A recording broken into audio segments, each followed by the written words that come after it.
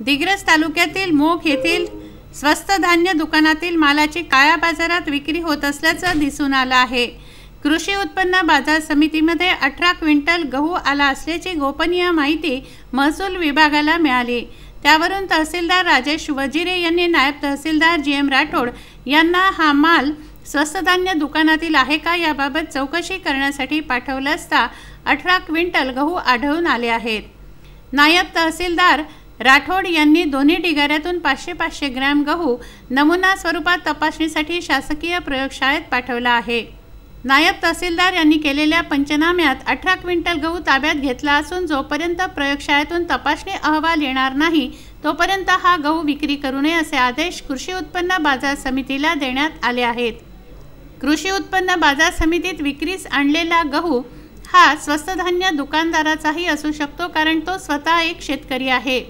त्याने विक्री करता आणलेला गहू हा त्याच्या स्वतःच्या शेतातील आहे की तो चालवत असलेल्या स्वस्त धान्य दुकानातील आहे याबाबत संभ्रम निर्माण झाला आहे।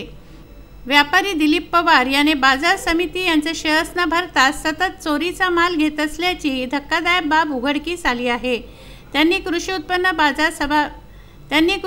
बाजार समितीमध्ये उपसभापती सुदाम राठोड यांना बोलावलं असता काही प्रश्न केले। यावर व्यापाऱ्यांनी उत्तर न देता काढता पाय घेतला।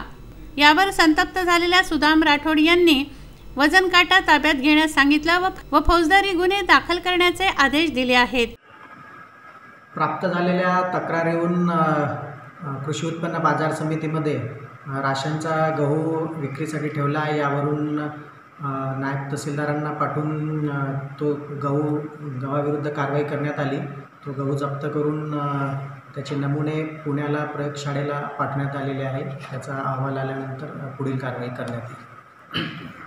एकूण गहू हा 18 क्विंटल असल्याचं कृषी उत्पन्न बाजार समितीचे उपसभापती सुदाम राठोड यांनी सांगितलं आहे। ज्ञानराज ढोरे, विदर्भ न्यूज, यवतमाळ।